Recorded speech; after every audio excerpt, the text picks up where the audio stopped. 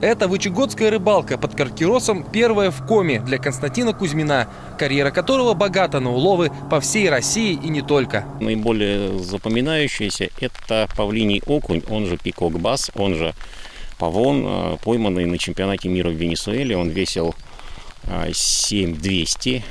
Это было чуть-чуть не дотягивало до рекорда водоема. Рекорд водоема был около 9 килограмм. По мнению Кузьмина, страсть к рыбалке у каждого заложена на генетическом уровне, только немногие это понимают. Ему повезло, а главное, он нашел любимый способ ловли – на спиннинг.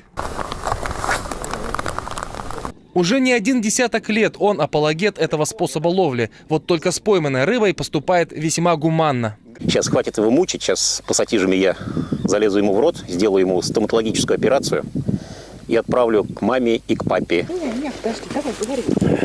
То есть он всю рыбу, 99%, он ее отпускает, да. То есть он не для еды совершенно. То есть это его времяпрепровождение. И он и агитирует всех и на своих страницах, что он не говорит, что вы отпускаете. Но вот берите столько, то есть все-таки популяризация из рыболовного спорта и вообще бережной рыбалки. Буквально сразу после интервью мастер, забросив спиннинг, вытащил свой первый улов в Коми.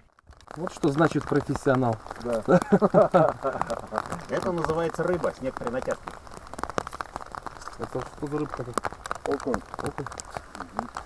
Наглая полосатая морда.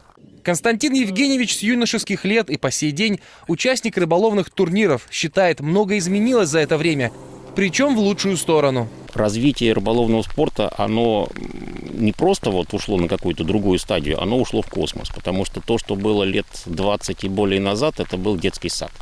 Теперь у нас есть и официальные соревнования высокого уровня, но самое главное — система соревнований, ну, их можно так немножко с долей поправки назвать коммерческими, там, система соревнований ПАО, профессиональная лига рыболовов. Что касается развития спорта в нашем регионе, Константин Кузьмин сказал, что знает о соревнованиях, которые здесь проводятся, и надеется, что к ним будет больше внимания от профильных ведомств, того же Минспорта Коми, потому что есть один главный плюс.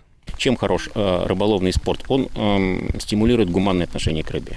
Это не набил мешок, это герой, а вот поймал больше, чем кто-то еще. И, как правило, это поймал, отпустил, ну там в зависимости от конкретных правил. А еще, безусловно, такой спорт консолидирует огромное количество любителей. Для кого-то это хобби, для кого-то естественный ритм жизни и даже способ выживания. Культурный подход важен во всем, считает главный рыбак России, в том числе для молодежи, которая должна с детства видеть, что можно и чего нельзя делать на природе. Северин Арпа, Антон Ворожищев, Юрган, Каркеровский район.